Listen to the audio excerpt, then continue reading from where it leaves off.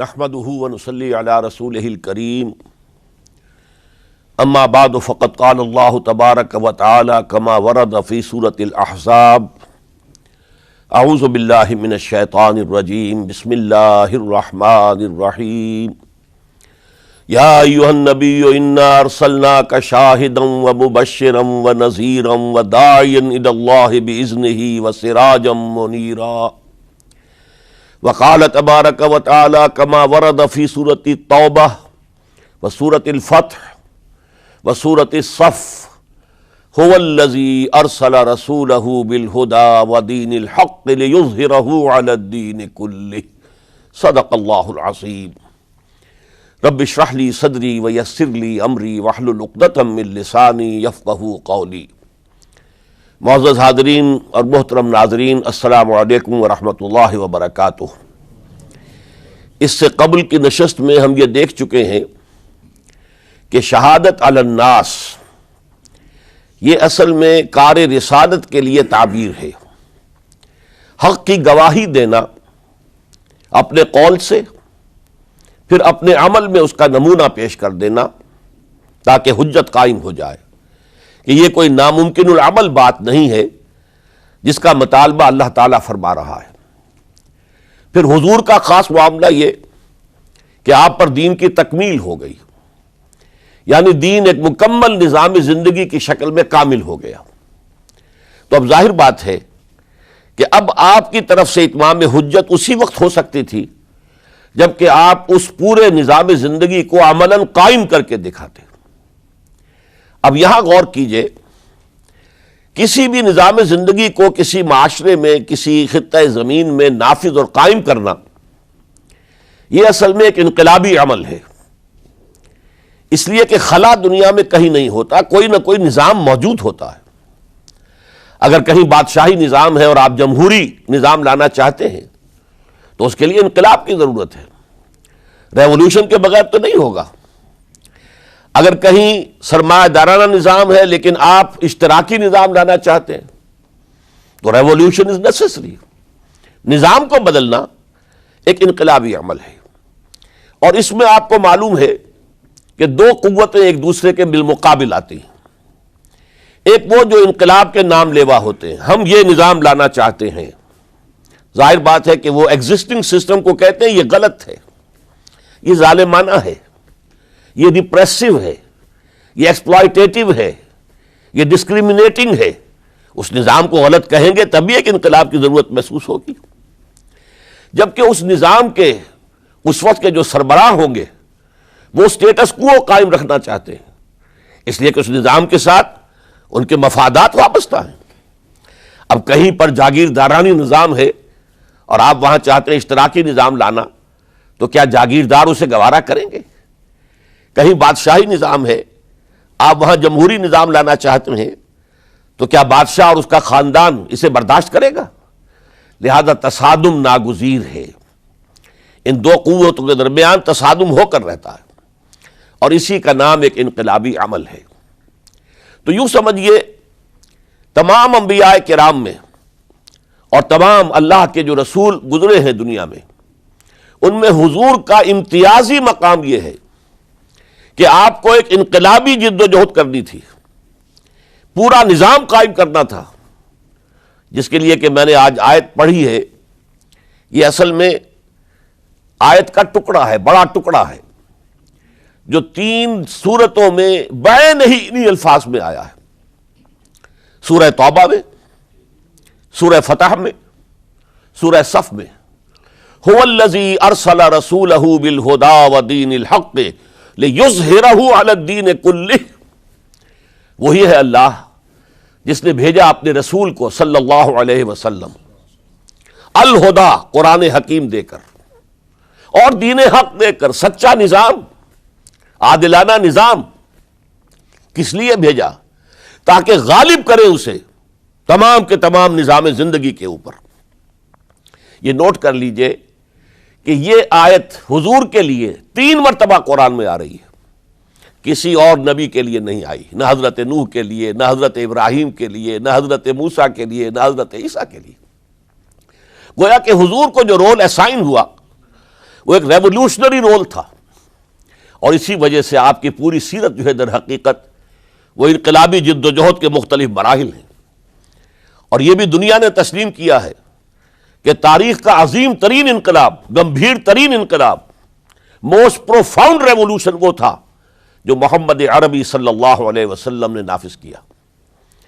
اس کی گواہی دی M N رائے نے 1920 میں، ہسٹوریکل رول آف اسلام، اس کی کتاب آج بھی انڈیا میں چھپتی ہے اور بکتی ہے.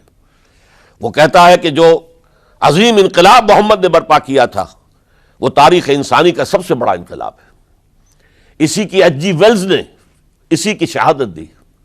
ڈاکٹر مائیکل ہارٹ نے آج سے کوئی 25 برس قبل دی 100 نامی کتاب جو لکھی، امریکہ میں چھپی مینہٹن میں، اور اس نے تاریخ انسانی کے عظیم ترین انسانوں کو پہلے 100 عظیم ترین انسان چن لیے جنہوں نے تاریخ کے رخ کو موڑا، پھر ان میں گریڈیشن کی. چنانچہ دی 100 کے ساتھ اس کتاب کا جو ذیلی عنوان ہے a selection and gradation of the 100 most influential personalities of human history, اور اس میں نمبر 1 پر لایا محمد الرسول اللہ صلی اللہ علیہ وسلم. اس انقلاب کے فلسفے کے حوالے سے آج فلسفہ شہادت کے دوسرے مرحلے کی میں بات کر رہا ہوں. ہم اس سے پہلے دیکھ چکے ہیں اس انقلاب کو برپا کرنے کے لیے سینکڑوں صحابہ نے جام شہادت نوش کیا. 70 صحابہ تو صرف غزوہ احد کے اندر شہید ہو گئے. 70 صحابہ کو ذبح کر دیا گیا، بلایا گیا تھا مبلغین اور معلمین کی حیثیت سے، اور دھوکہ دے کر انہیں ذبح کر دیا گیا. 250 سے اوپر صحابہ کرام نے جام شہادت نوش کیا ہے. تب وہ انقلاب برپا ہوا. جاء الحق وزهق الباطل ان الباطل کان زہوقا. اب انقلابی عمل کا ایک خاصہ ہے، اسے آج سمجھیے گا. تو شہادتوں کا ایک دوسرا دور جو شروع ہوا ہے، جس کے سب سے بڑے مظہر ہیں شہادت عمر فاروق رضی اللہ تعالی عنہ، شہادت عثمان غنی رضی اللہ تعالی عنہ، شہادت علی مرتضی رضی اللہ تعالی عنہ. 4 خلفائے راشدین میں سے 3 نے جام شہادت نوش کیا. اس شہادت کا پس منظر کیا تھا، اب اسے سمجھیے. ہر ریولوشن کا ایک خاصہ ہوتا ہے. یہ جو کشاکش ہو رہی ہوتی ہے انقلاب کے علمبرداروں میں اور داعیوں میں، اور اپنے نظام، قدیمی نظام کو ڈیفینڈ کرنے والوں میں، گارڈ اپ یور لائنس، تمہارے انٹرسٹ، تمہارے مفادات پر زد پڑ رہی ہے، اپنے نظام کی حفاظت کرو. یہ جو تصادم جب اس مرحلے کو پہنچ جائے کہ اس نظام کے حامی یہ محسوس کریں کہ اب ہماری پیش نہیں جا رہی، اب تو یہ انقلابی کامیاب ہو جائیں گے، ہم ان کو ریزسٹ نہیں کر سکتے، تو عام طور پر ایک حربہ وہ یہ استعمال کرتے ہیں، فی الحال اب دبک جاؤ، کونوں کھجروں میں بیٹھ جاؤ، بلکہ بظاہر ان میں شامل ہو جاؤ، اور پھر انتظار کرو کسی اپروپریٹ مرحلے پر پھر انقلاب لائیں گے. اس کا نام ہوتا ہے کاؤنٹر ریولوشنری موومنٹس. چنانچہ یہی ہوا ہے. جزیرہ نما عرب میں محمد الرسول اللہ صلی اللہ علیہ وسلم نے کفار کو، مشرکین کو شکست فاش دی. یہودی بھی جتنے آباد تھے انہیں بھی شکستیں دی. 3 قبیلے جو مدینے میں تھے وہ نکال دیے گئے. ان کا بڑا گڑھ تھا خیبر، اسے بھی فتح کر لیا گیا. انقلاب مکمل ہو گیا. اب کچھ لوگ جو ہے دبک گئے، کچھ لوگوں نے جھوٹ موٹ کو اسلام کا لبادہ اوڑھ لیا، منافقت کی شکل اختیار کر لی. اسے پنجابی میں کہتے ہیں نیوی پاؤ، اس وقت تو ذرا گردن جھکا دو، اب جب وقت آئے گا پھر دیکھیں گے، ہمیں کوئی موقع ملے گا تو پھر بغاوت کریں گے. یہ کاؤنٹر ریولوشنری موومنٹس. چنانچہ نبی اکرم صلی اللہ علیہ وسلم کے انتقال کے بعد جزیرہ نما عرب میں 2 مخالف انقلاب تحریکیں چلی. نمبر 1، کچھ مدعیان نبوت سامنے آ گئے، ہم بھی نبی ہیں، مسیلمہ کذاب ہے، طلیحہ ہے، بے شمار 6، 7، 8 بہت سے لوگ ان کو ماننے والے ہو گئے. اور اسی طریقے سے بہت سے لوگوں نے کہا کہ ہم زکوٰۃ نہیں دیں گے، حکومت کو نہیں دیں گے، ہم زکوٰۃ خود اپنی خرچ کریں گے اپنے غریبوں پر. یہ دو چیلنج تھے نظام خلافت کے لیے. اس کے اس پس منظر کو ذہن میں رکھیے. عرب میں کبھی کوئی مرکزی حکومت تھی ہی نہیں، لہذا وہ لوگ عادی نہیں تھے. اگر کوئی حکومت پہلے ہوتی تو کوئی ٹیکس ہوتے، پہلے کوئی عادی ہوتے، وہ تو وہاں پر تو کوئی نظام تھا ہی نہیں. انہیں زکوٰۃ بہت بھاری لگ رہی تھی. ہم سے یہ لیا جا رہا ہے، ہماری آمدنی کا ایک حصہ، یہ بہت انہیں کھل رہا تھا، شاخ گزر رہا تھا. اسی طریقے سے عرب کی صورت یہ تھی کہ پورا ملک تقسیم تھا، قبائلی، اور ہر قبیلے کا سردار گویا کہ اپنے علاقے کا وہ بے تاج بادشاہ تھا. جیسے آپ کو معلوم ہے افغانستان میں طالبان کے آنے سے پہلے وار لارڈز مختلف علاقوں کے اندر انہوں نے پھاٹک لگا لیے، اپنے علاقے بنا لیے، ہر ایک اپنی جگہ پر. میں خود یہاں کا مالک ہوں، مختار ہوں. اور اب طالبان کے خاتمے کے بعد دوبارہ وہی صورت پیدا ہو گئی، امن و امان ختم ہو چکا ہے، وار لارڈز ہیں، ان کے اپنے علاقے ہیں. تو ان کے لیے ظاہر بات ہے کہ وہ دبک تو گئے تھے جب ان کی پیش نہیں جا رہی تھی، جب وہ مجبور ہو گئے تھے، انہوں نے اطاعت قبول کر لی تھی. اسی لیے ان کے بارے میں سورہ حجرات میں فرمایا گیا قالت الاعراب آمنا، یہ بدو کہہ رہے ہیں ہم ایمان لے آئے. قل، اے نبی ان سے کہہ دیجئے، لم تؤمنوا، تم ایمان نہیں لائے ہو، ولکن قولوا اسلمنا، یوں کہو کہ ہم نے اطاعت قبول کر لی ہے، ہم اسلام لے آئے ہیں. ولما يدخل الايمان في قلوبكم، ابھی تک ایمان تمہارے دلوں میں داخل نہیں ہوا. یہ سب کا معاملہ نہیں تھا، لیکن اکثر کا معاملہ تھا. ان میں مومنین صادقین بھی تھے، لیکن اکثر کا معاملہ یہ تھا. یہی وجہ ہے، دیکھیے جیسے قرآن مجید کی صورت نازل ہوئی تھی تکمیل انقلاب کے بعد، اذا جاء نصر اللہ والفتح ورأیت الناس يدخلون فی دین اللہ افواجا، جب اللہ تعالیٰ کی نصرت اور مدد آ گئی اور فتح حاصل ہو گئی اور حضور کو اور صحابہ کو جزیرہ نما عرب کے اندر غلبہ حاصل ہو گیا، اب لوگ فوج در فوج آ رہے ہیں، اطاعت قبول کر رہے ہیں، دائرہ اسلام میں داخل ہو رہے ہیں. لیکن نوٹ کیجئے حضور کے انتقال کے بعد جو یہ دو کاؤنٹر ریولوشنری موومنٹس اٹھیں، ایک جھوٹے مدعیان نبوت اور ایک منکرین زکوٰۃ، ان کے نتیجے میں تقریباً تو پورا عرب مرتد ہو گیا. یخرجون من دین اللہ افواجا، اب فوج در فوج وہ اللہ کے دین سے نکل گئے، یہاں تک کہ اسلام صرف ملک کے حجاز، تھوڑا سا علاقہ، اس کے بھی بڑے شہروں تک محدود رہ گیا. یہ خطرناک صورتحال تھی جس سے کہ حضرت ابو بکر صدیق رضی اللہ تعالیٰ عنہ کو سابقہ پیش آیا. وہ اگرچہ ایک بڑے نحیف الجسم، بڑے رقیق القلب انسان تھے، بہت رحیم اور شفیق، حضور کی شخصیت کا عکس کامل تھے. جیسے حضور کی سب طبیعت میں نرمی، رقت، شفقت، رحمت، ایسے ہی ان. لیکن جب ذمہ داری کا بوجھ آیا ہے، چیلنج آیا ہے تاریخ کا، اس وقت معلوم ہوا کہ ان کی تو شخصیت آہنی ہے، بڑی قوی، بہت مضبوط. ان کا عزم، ان کی ہمت، ان کا استقلال، ان کا اللہ پر توکل. اس موقع پر میں آپ کو بتاتا ہوں، بہت سے لوگوں نے مشورہ دیا تھا کہ مصلحت کا تقاضا ہے کہ کئی محاذ نہ کھولیے بیک وقت. مسلمانوں کے دل پہلے ہی زخمی ہیں حضور کے انتقال کی وجہ سے. پھر حضور نے ایک جیش اسامہ تیار کیا تھا، ہم نے چاہا تھا کہ آپ اسے روک دیں، آپ نے کہا نہیں، جو لشکر حضور نے تیار کیا ابو بکر اسے نہیں روکے گا، وہ گیا.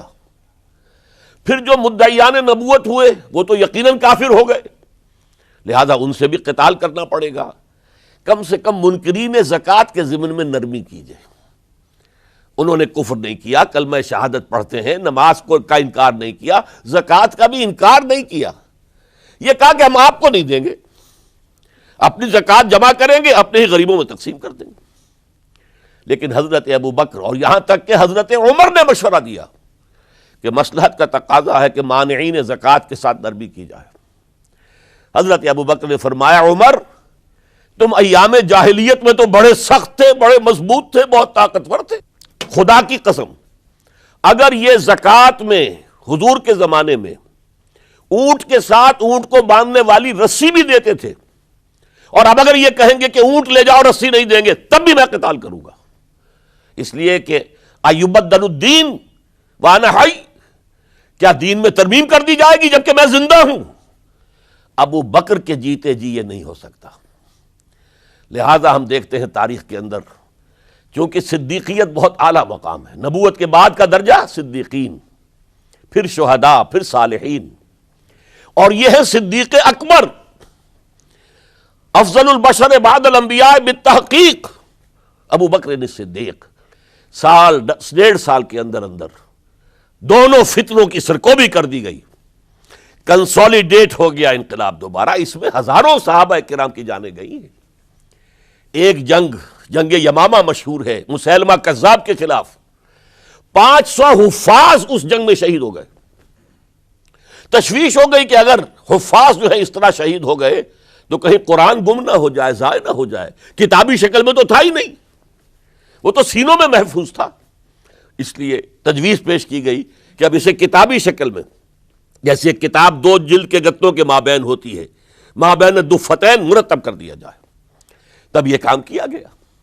بہرحال پہلا مرحلہ یہ تھا کہ کاؤنٹر ریولوشنری موومنٹس، چونکہ ابھی انقلاب صرف عرب میں آیا تھا اور عرب ہی کے اندر سے کاؤنٹر ریولوشنری موومنٹس ابری، جھوٹی نبوت اور مانعین زکوٰۃ کی شکل میں، اور حضرت ابو بکر رضی اللہ تعالی عنہ نے اپنی عظیمت کا ثبوت دیتے ہوئے ان دونوں موومنٹس کو کچل کر رکھ دیا اور انقلاب اسلامی کو اثر نو کنسولیڈیٹ کر کے پھر قیادت حکم خداوندی کی روح سے کہ ان کے انتقال کا وقت آ گیا تو حضرت عمر فاروق کو نامزد کر کے ان کے سپرد کر دی رضی اللہ تعالی عنہ۔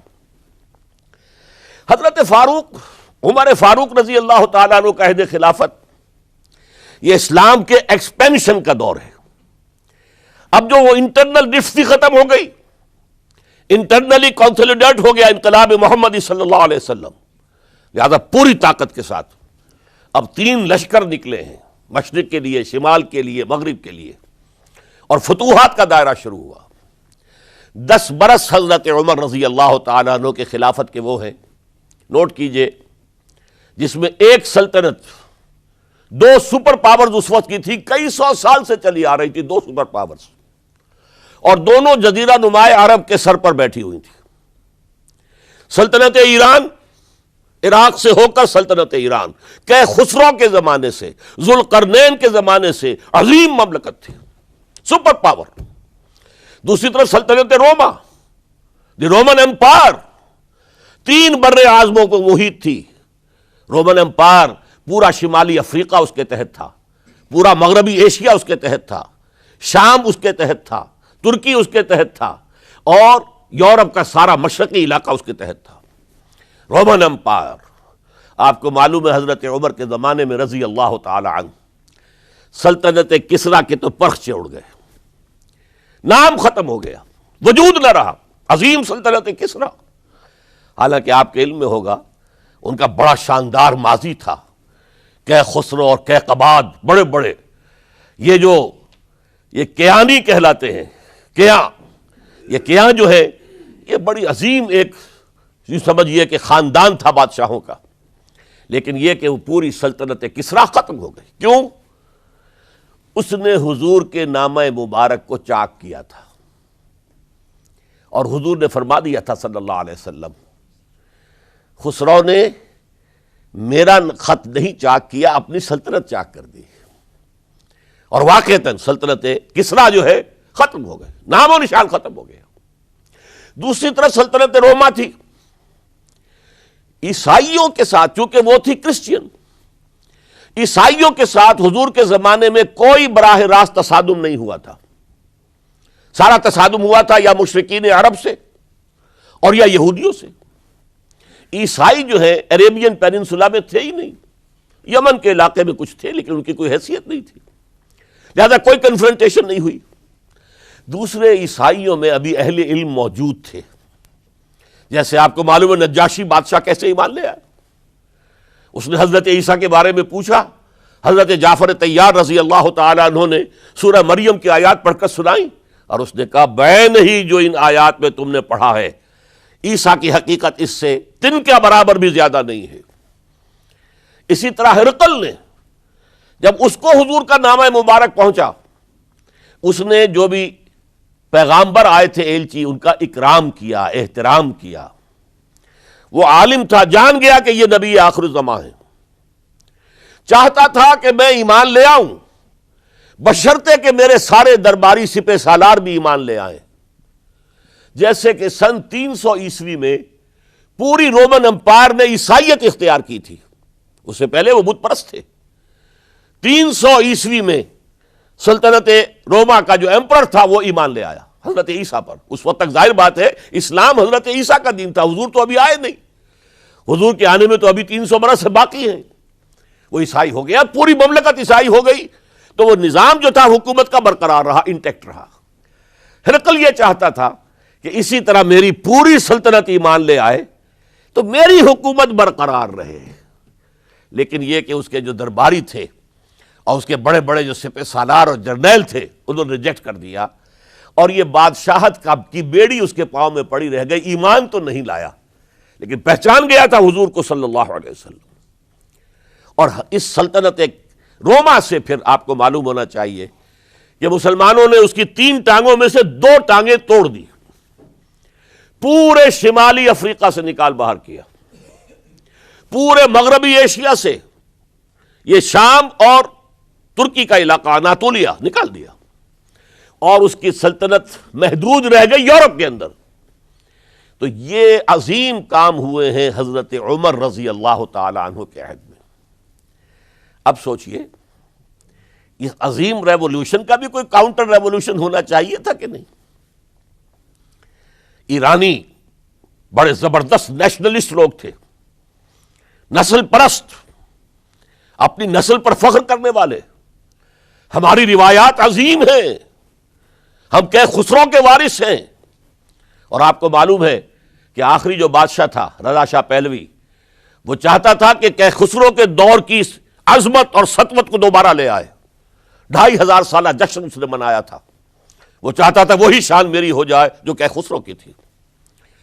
یہ جو ان کے اندر نیشنلزم تھا، جب ان کی سلطنت کے پرچے اڑ گئے حضرت عمر رضی اللہ تعالیٰ عنہ کے ہاتھوں، تو ان کے دلوں میں حضرت عمر کی دشمنی، وہ خون کے پیاسے ہو گئے عمر کے رضی اللہ تعالیٰ عنہ۔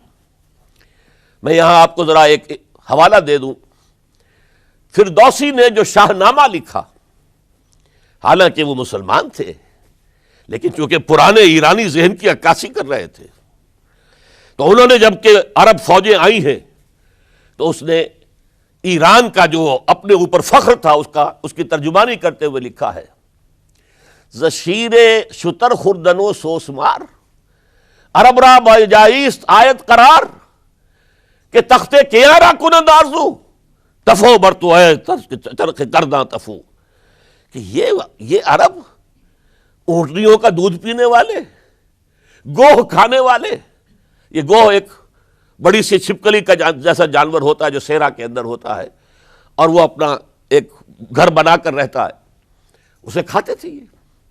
تو یہ گوہ کھانے والے، اونٹنیوں کا دودھ پینے والے عرب، آج ان کی یہ جرت، یہ جسارت، یہ ہمت کہ تخت کیاں کنند آرزو، کہ وہ آج آرزو کر رہے ہیں کہ کئے سلطنت کئے کا تخت جو ہے وہ ہمیں مل جائے۔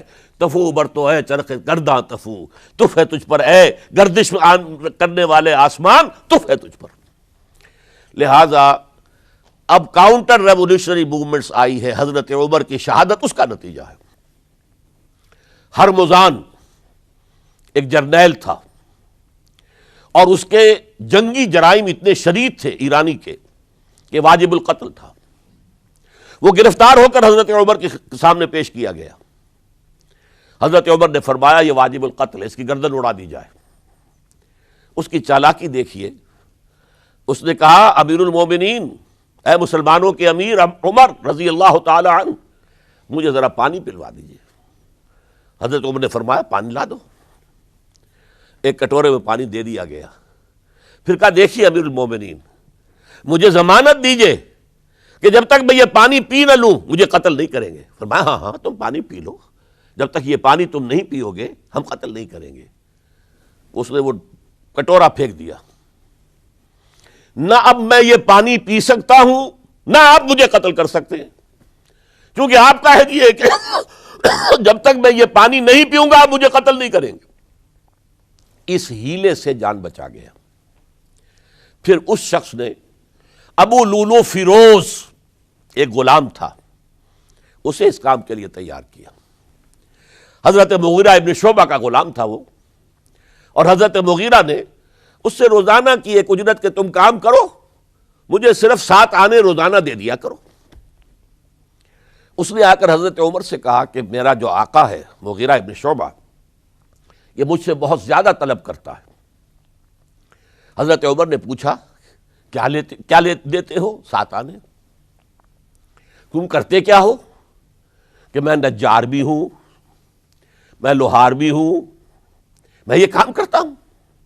فرمایا اتنے پیشوں کا جاننے والا اس کے لیے یہ روزانہ کا ٹیکس یہ زیادہ نہیں ہے، یہ تمہیں دینا چاہیے۔ اس نے کہا میں چکیاں بھی بناتا ہوں۔ حضرت عمر نے فرمایا پھر ایک چکی ذرا مجھے بھی بنا دینا۔ کہنے لگا آپ کے لیے تو میں ایسی چکی بناؤں گا کہ جس کی آواز دنیا بھر میں جائے گی۔ وہ شخص ہے اور ہرمزان کی سازش کے تحت وہ ایرانی جسے بعد میں ایرانیوں نے کیا کہا، جس نے قتل کیا حضرت عمر فاروق کو، حضرت ابو لولو فیروز۔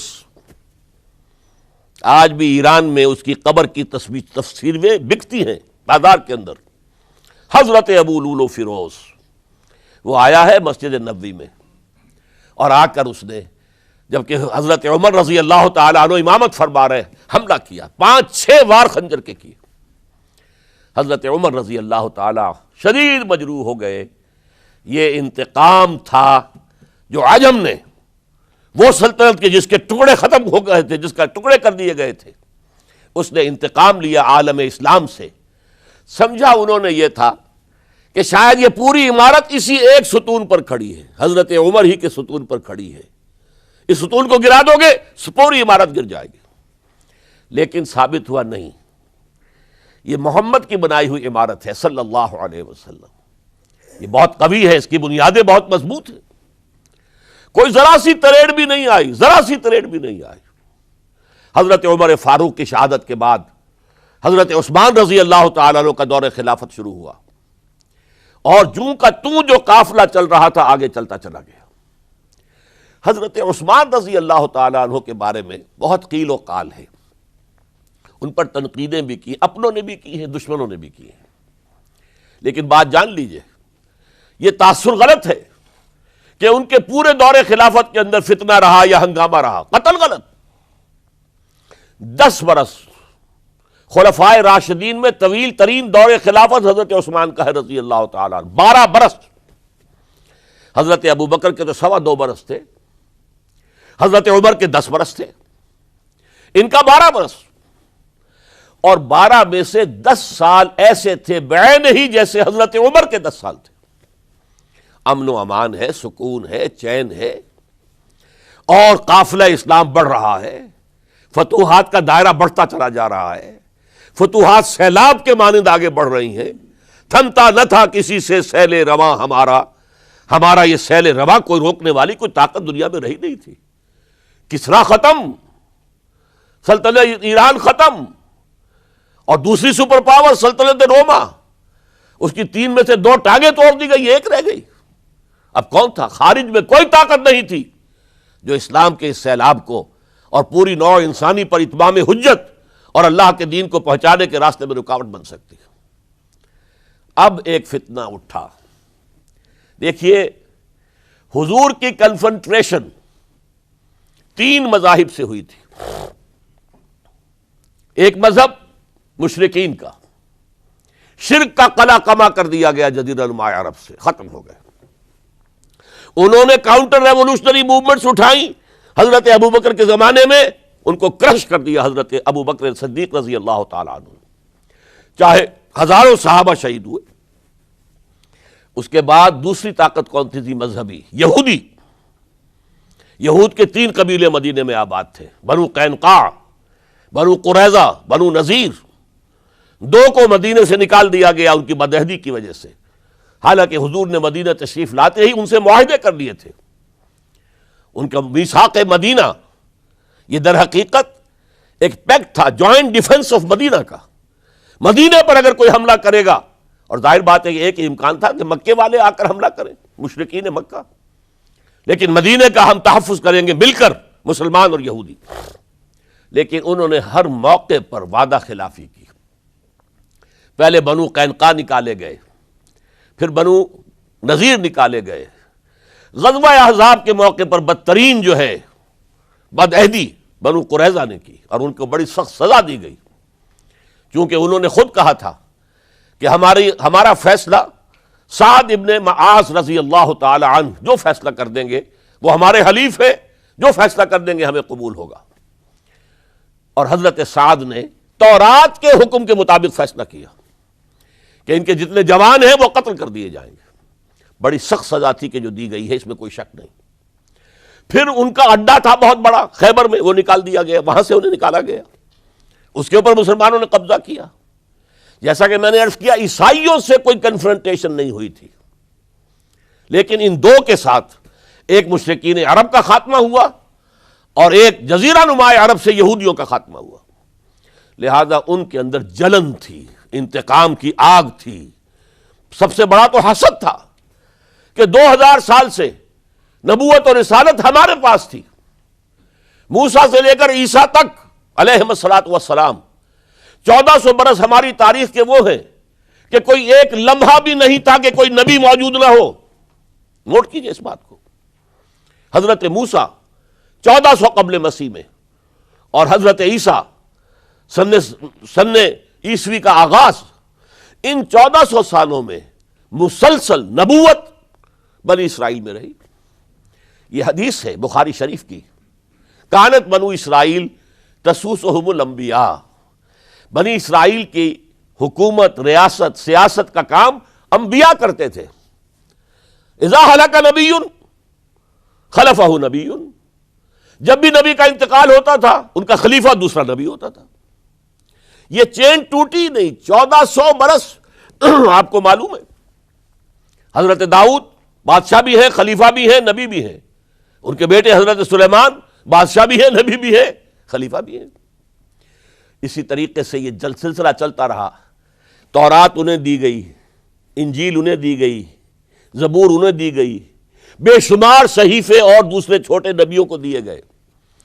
لیکن پھر اللہ تعالیٰ نے نبی آخر الزماں کی حیثیت سے محمد الرسول اللہ کو چن لیا، جو اسرائیلی نہیں تھے، جو اسماعیلی تھے، حضرت ابراہیم کے بڑے صاحبزادے حضرت اسماعیل علیہ السلام کی اولاد میں سے.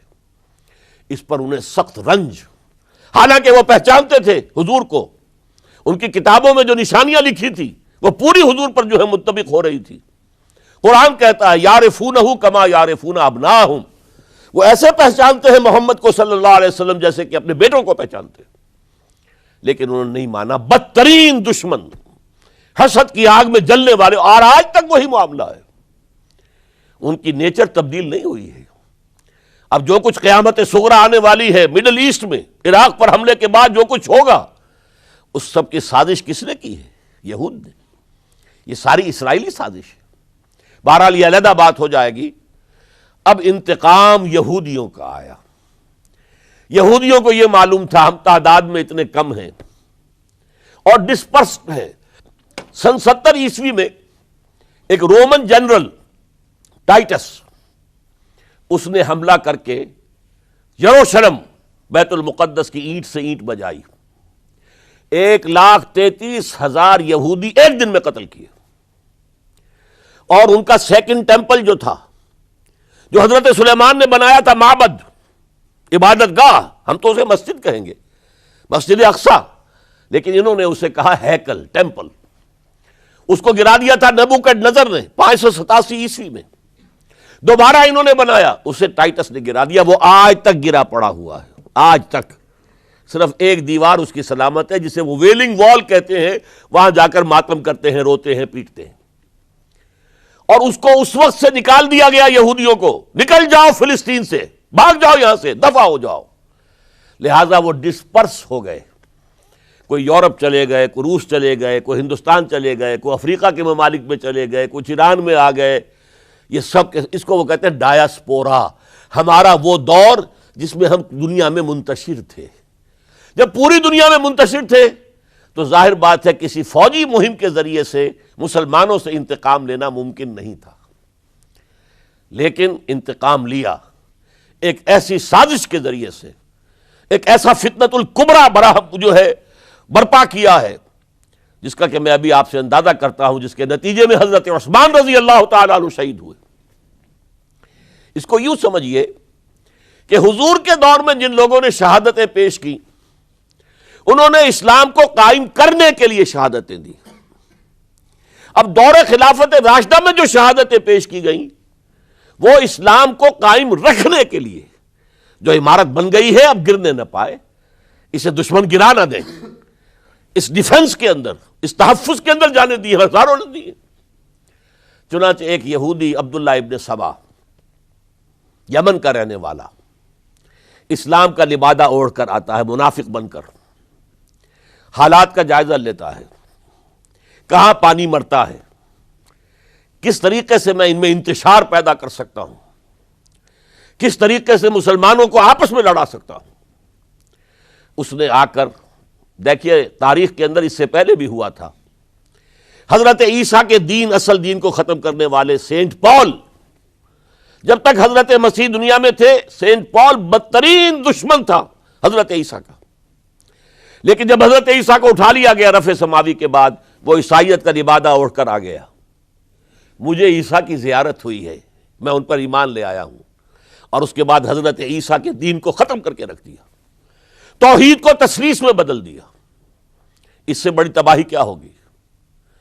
اور حضرت عیسیٰ کہہ کر گئے تھے کہ میں صرف بنی اسرائیل کے گھرانے کی کھوئی ہوئی بھیڑوں کی تلاش میں آیا ہوں.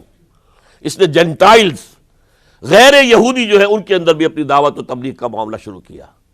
نمبر 3 حضرت عیسیٰ کہہ کر گئے تھے، دیکھنا یہ نہ سمجھنا کہ میرے آنے سے شریعت موسوی ختم ہو گئی ہے. Don't think I have come to destroy law, the Mosaic law, حضرت موسیٰ کی شریعت لاگو رہے گی تم پر. سینٹ پال نے ساکت کر دیا. تو جدید عیسائیت، ڈاکٹر مائیکل ہارٹ، جس کا میں نے حوالہ دیا دی 100 کا مصنف، وہ کہتا ہے کہ موجودہ عیسائیت کرسچینٹی نہیں ہے، پالزم ہے. یہ حضرت عیسیٰ کا دین نہیں ہے، یہ تو پال کا دین ہے. ایک شخص نے یہ کام کر دیا. اسی طرح کا ایک شخص آیا تھا عبداللہ ابن سبا. اس نے سب سے پہلے تو دیکھا کہ اس معاشرے کے اندر قریش کے 2 گھرانوں کی بڑی پرانی چشمک ہے، بنو امیہ، بنی ہاشم. پرانی ان کے اندر قبائلی چشمک چلی آ رہی ہے. اسلام نے آ کر اسے دبا دیا. ختم نہیں ہوتی یہ چیزیں، نسل بعد نسل چلتی ہیں، اندر دبی رہتی ہیں. آگ بجھی ہوئی نہ جان، آگ دبی ہوئی سمجھ. اس نے جان لیا کہ یہ بہترین موقع ہے، اگر اس قبائلی عصبیت کو میں ہوا دے سکوں تو مسلمان منقسم ہو جائیں گے، ایک دوسرے کے ساتھ دست و گریبان ہو جائیں گے. اس نے آتے ہی کہنا شروع کیا، خلافت کا حق بنو ہاشم کا ہے. یہ عثمان، یہ بنو امیہ میں سے ہے، بنو امیہ کو کوئی حق نہیں ہے خلافت کا. 2 پہلے جو خلیفہ تھے، حضرت ابوبکر، حضرت عمر، وہ نہ ہاشمی تھے نہ اموی تھے. حضرت ابوبکر بنو تیم میں سے تھے، نہ ہاشمی نہ اموی. حضرت عمر بنو عدی میں سے تھے، نہ ہاشمی نہ اموی. حضرت عثمان تھے بنو امیہ میں سے. اب یہاں دکھتی ہوئی رگ کو اس نے چھیڑا. حضور ہاشمی تھے، بنو ہاشم کا حق ہے خلافت. عثمان غاصب ہے معاذ اللہ رضی اللہ تعالی عنہ. پچھلے دونوں بھی غاصب تھے. خلافت حق ہے بنو ہاشم کا. پھر حضرت علی کی شان میں یہاں تک کہ یہ تو خدا حلول کیے ہوئے علی کے اندر، یہ گاڈ انکارنیٹ ہے، یہ خدا ہے. دیکھیے توحید بھی ختم کی، اس نے تثلیث بنائی تھی، اور حضرت عیسیٰ کو خدا کا بیٹا بنایا تھا. اس نے حضرت علی کو خدا بنا دیا. اور آپ کو معلوم ہونا چاہیے آج بھی نصیری شیعہ دنیا میں موجود ہیں جو حضرت علی کو خدا کہتے ہیں. دی گاڈ انکارنیٹ، کہ اللہ جو ہے حلول کر گیا تھا حضرت علی کے اندر رضی اللہ تعالیٰ عنہ، معاذ اللہ ثم معاذ اللہ ثم معاذ اللہ۔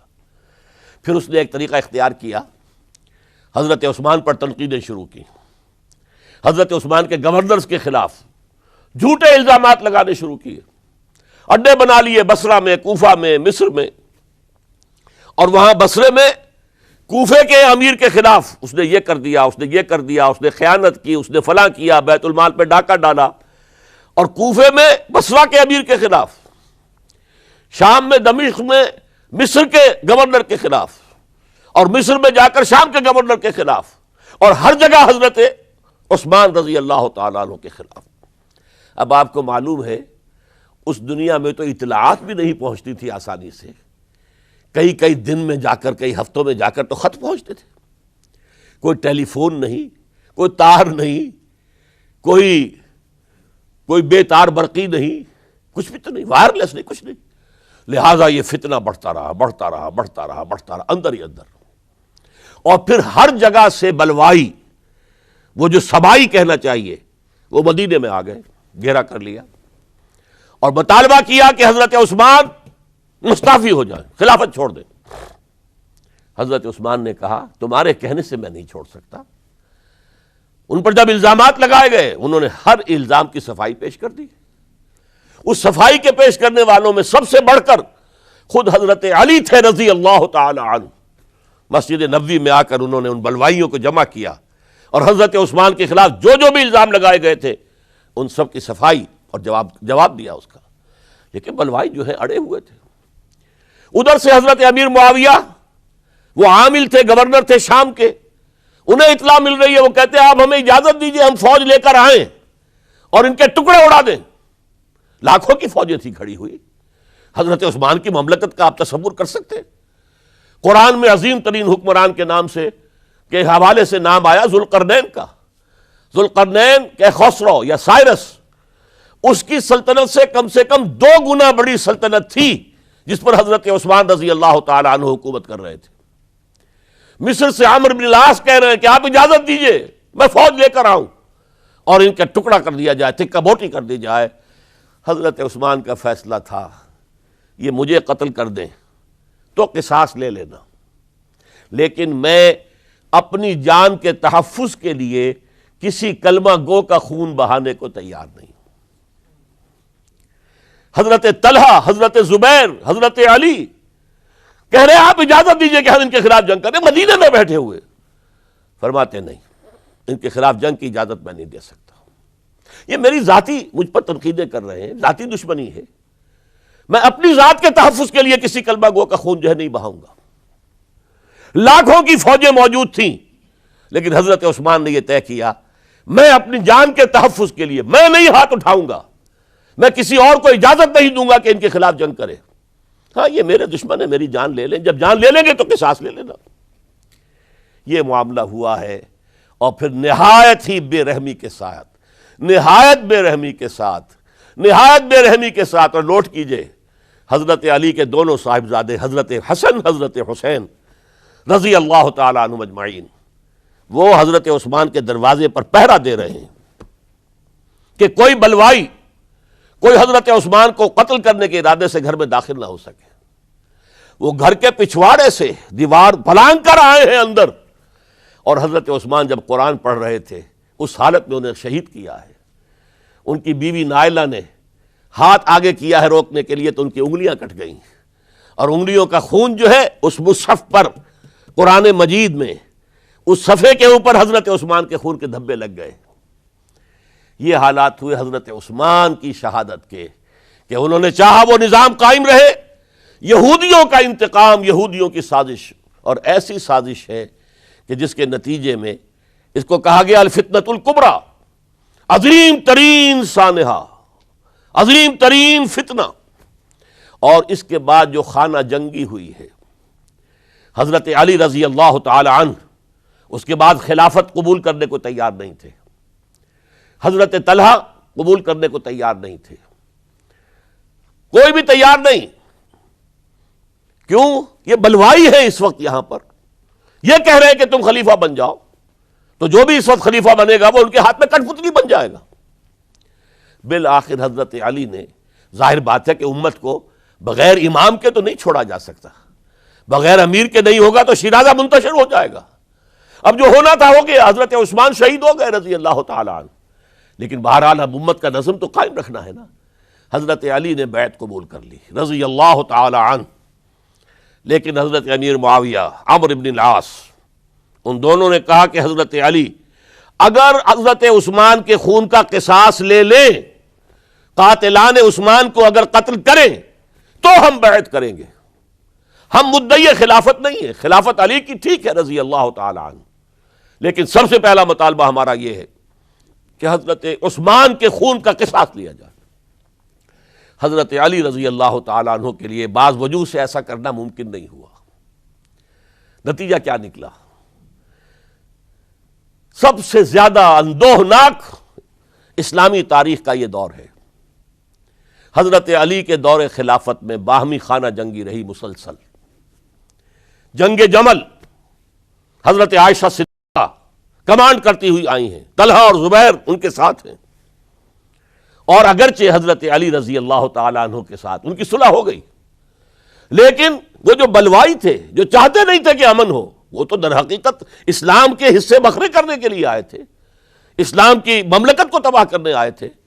انہوں نے فوری طور پر حملہ کر دیا حضرت عائشہ رضی اللہ تعالیٰ عنہ کے لشکر پر۔ اب ظاہر بات ہے کہ جنگ شروع ہو جائے تو پھر کون دیکھ سکتا ہے، آئدر کل اور بی کلڈ، دو شکلیں دو ہی ہوتی ہیں۔ ایک رات میں 10,000 مسلمان شہید ہوئے، قتل ہوئے۔ الفتنۃ الکبریٰ، عشرہ مبشرہ میں سے حضرت طلحہ، حضرت زبیر دونوں شہید ہو گئے۔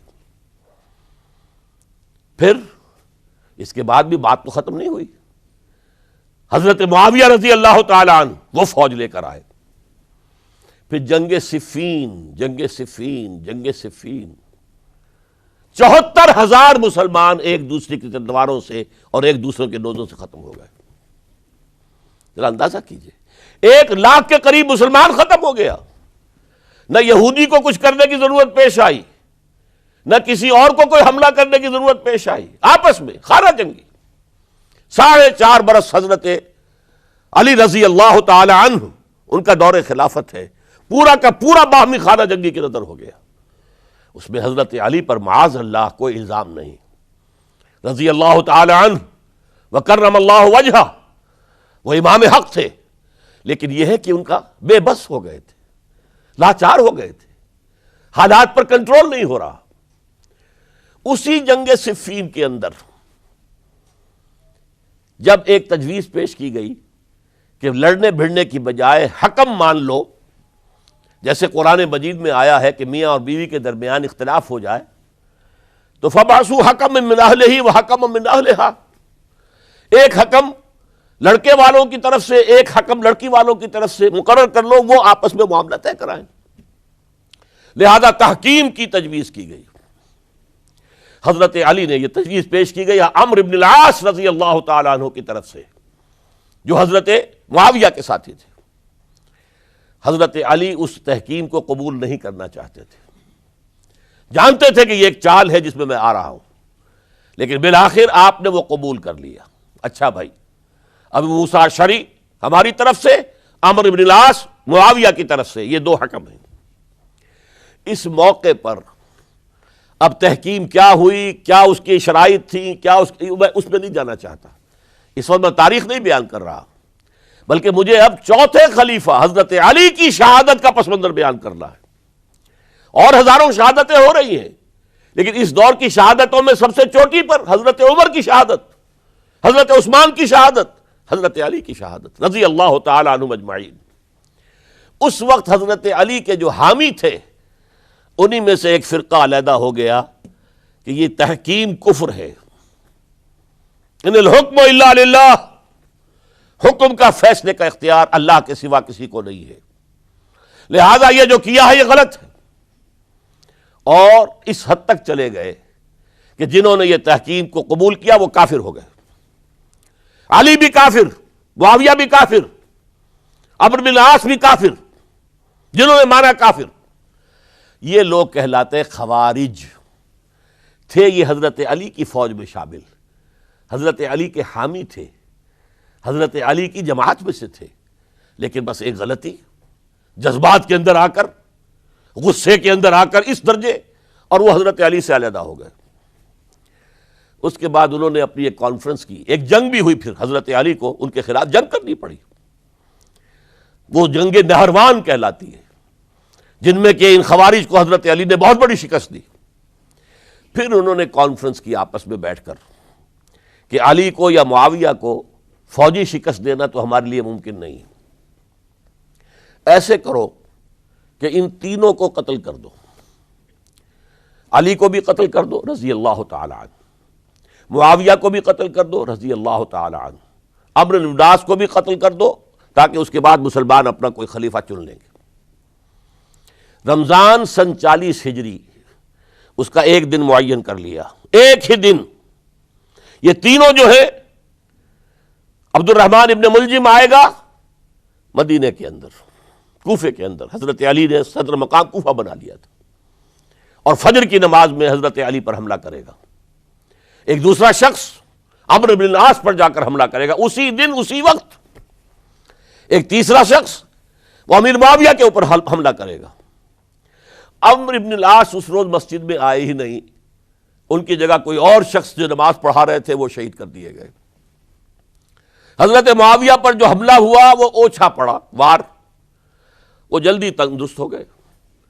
حضرت علی ابھی وہ گھر سے نکل کر مسجد کی طرف جا رہے تھے، ابن ملجم نے ایک اور ساتھی اپنے ساتھ لے کر حملے کیے ہیں، شدید زخمی کر دیا۔ حضرت علی نے آواز دی، کچھ لوگ آئے، ایک ساتھی تو دوڑ گیا اور ابن ملجم جو ہے وہ پکڑ لیا گیا۔ پھر کسی اور نے نماز پڑھائی، اور حضرت علی رضی اللہ تعالیٰ عنہ نے وصیت کر دی کہ اگر میرا انتقال ہو جائے تو اس ابن ملجم سے قصاص لے لینا، نہ ہو تو پھر میں خود اس کا فیصلہ کروں گا۔ لیکن حضرت علی رضی اللہ تعالیٰ عنہ بھی شہید ہو گئے۔ یہ شہادتیں میں نے کس کیٹیگری میں ڈالی ہیں، ہسٹوریکل بیک گراؤنڈ کیا ہے اس کو سمجھیے۔ ایک شہادتیں وہ تھیں جو دور نبوی میں ہوئی اللہ کے دین کو قائم کرنے کے لیے۔ سورہ شورى کی آیت ہے، شرع لکم من الدین ما وصى به نوحا والذی اوحینا الیک وما اوحینا به ابراہیم وموسیٰ وعیسیٰ ان اقیموا الدین، دین کو قائم کرو۔ اور میں اس کا ترجمہ کیا کرتا ہوں وضاحت کرتے ہوئے، دین قائم نہیں ہے تو قائم کرو، قائم ہے تو قائم رکھو۔ اس کو گرانے کے لیے شیطانی قوتیں تو پورا زور لگائیں گی۔ ستیزہ کار رہا ہے ازل سے تا امروز، چراغ مصطفی سے شرار بولابی۔ ابلیس لعین کو تو پسند نہیں کہ اسلامی نظام دنیا میں قائم ہو، وہ تو نوع انسانی کا دشمن ہے، ازلی دشمن، پیدائشی دشمن۔ لہذا اب وہ جو خیمہ کھڑا ہوا ہے شامیانہ، اسے مضبوط رکھو۔ آندھی اگر چل رہی ہے تو اس کے بانس پکڑو، اس کی رسیاں مضبوط کرو۔ یہ ہے دین کو قائم رکھنا۔ یہ دور جو میں نے گنوایا ہے یہ اس دین کو قائم رکھنے کے لیے، اور اس پر جو خارجی حملے ہو رہے تھے ان حملوں کا سد باب کرنے کے لیے یہ بیش قیمت شہادتیں پیش کی گئی ہیں، ہزاروں صحابہ کی جانیں گئی ہیں، اور 3 خلفائے راشدین شہید کیے گئے۔ لیکن یہ بات نوٹ کر لیجئے، اس کا نتیجہ کیا نکلا؟ وہ جو ہمارا سیلاب جا رہا تھا عالمی سطح پر، محمد کے دین کو آگے سے آگے پہنچاؤ، جو حضور خطبہ حجۃ الوداع میں کہہ کر گئے تھے، میں نے تم پر حجت قائم کر دی، اب تمہیں حجت قائم کرنی ہے پوری نوع انسانی پر، لہذا فلیبلغ الشاہد الغائب۔ اب جو بھی یہاں موجود ہیں ان کا فرض ہے کہ پہنچائیں ان کو جو یہاں موجود نہیں ہے۔ یہ اسی کے لیے تو یہ فوجیں نکلی تھیں، اللہ کے دین کو قائم کرنے کے لیے، ورنہ شہادت ہے مطلوب و مقصود مومن، نہ مال غنیمت نہ کشور کشائی۔ یہ ابو بکر ہوں، عثمان ہوں، علی ہوں، عمر ہوں، یہ تو درویش تھے، انہوں نے کوئی محل نہیں بنائے، چٹائیوں پر بیٹھتے تھے، پیون لگے ہوئے کپڑے پہنتے تھے، ان کی خوراک عام مسلمان سے زیادہ بہتر نہیں تھی بلکہ ان سے کمتر رہتی تھی، ادنا درجے کے مسلمان تھے۔ لیکن یہ ہے کہ یہ جو سیلاب جا رہا تھا اسلام کا، انٹرنل سیبوٹاج کے ذریعے سے اس کے اندر طاقت جو تھی وہ روک دی گئی۔ آپ دیکھتے ہیں اور سنتے ہوں گے، اگر کوئی انکلائن ہو، چڑھائی ہو، اور ٹرک جو ہے لوڈڈ ہے، چل رہا ہے، زور لگا لگا کے انجن جو ہے گوں گوں گوں کر کے چل رہا ہے. اگر خدا نہ خواستہ انجن بند ہو جائے ایک دفعہ، اسے کہتے ہیں موشن ٹوٹ گیا. اب یہ ڈرائیور جانتا اس کی جان پر بن گئی. اب اس کو دوبارہ سٹارٹ کرنا آسان کام نہیں ہے. تو اسلامی سیلاب کا کہ جس کے بارے میں کیفیت یہ تھی کہ تھمتا نہ تھا کسی سے سیل رواں ہمارا سیل رواں روکنے والا کون رہ گیا تھا؟ سلطنت کسریٰ ختم ہو چکی تھی، سلطنت روما کی 2 ٹانگیں ٹوٹ چکی تھی. اس کو روکا ہے یہودی سازش نے انٹرنل سیبوٹاج کے ذریعے. 1 لاکھ مسلمان تو ایک دوسرے کی تلواروں سے ہی مارے گئے. خلافت راشدہ کا یہ نظام یہ پھر ایک سیڑھی نیچے اتر گیا. اس کے بعد دور بنو امیہ شروع ہوا ہے. عارضی سا حصہ یہ ہے کہ حضرت علی سے کہا گیا کہ ہم آپ کے بیٹے حضرت حسن کے ہاتھ پر بیعت کر لیں.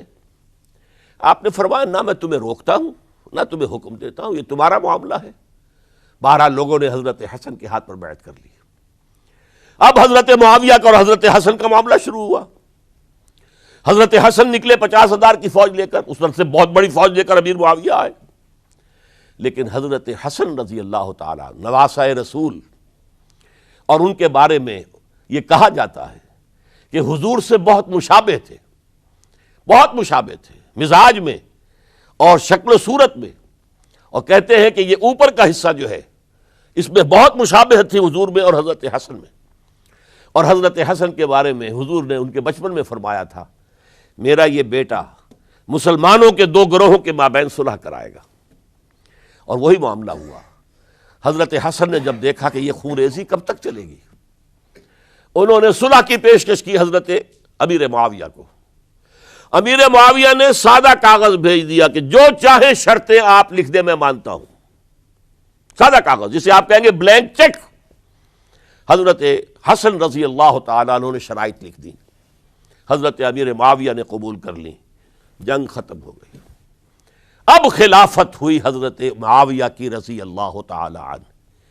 لیکن حضرت معاویہ اگرچہ جلیل القدر صحابی ہیں، نوٹ کر لیجئے، حضور کے برادر نسبتی ہیں، حضور کے سالے ہیں. ان کی ہمشیرہ ام حبیبہ رضی اللہ تعالی عنہ حضور کی زوجہ محترمہ ہیں. ابو سفیان کے یہ بیٹے ہیں، ابو سفیان کی وہ بیٹی ہیں. اور ان کے بارے میں حضور نے فرمایا اللہم اجعلہ ہادیا مہدیا. دعا کی اے اللہ اس معاویہ کو ہادی ہدایت دینے والا اور مہدی ہدایت یافتہ بنا دے. اس کے باوجود حضرت معاویہ کے دور حکومت یا دور خلافت کو خلافت راشدہ میں تسلیم نہیں کیا جاتا، اس لیے کہ انہیں مسلمانوں نے اپنی رائے سے نہیں چنا تھا. اپنے طاقت کے بل پر وہ حکومت جو ہے انہوں نے حاصل کی تھی. چاہے حضرت حسن نے دستبرداری کر کے دے دی، لیکن ظاہر بات ہے کہ یہ مسلمانوں کے مشورے سے نہیں ہوا تھا. لہذا ان کا دور خلافت راشدہ میں شامل نہیں ہے. خلافت راشدہ ابو بکر، عمر، عثمان، علی اور مزید شامل کرنا ہو تو 6 مہینے حضرت حسن کے رضی اللہ تعالی عنہ. وہ بھی طاقت کے بل پر نہیں آئے تھے، مسلمانوں نے انہیں چنا تھا.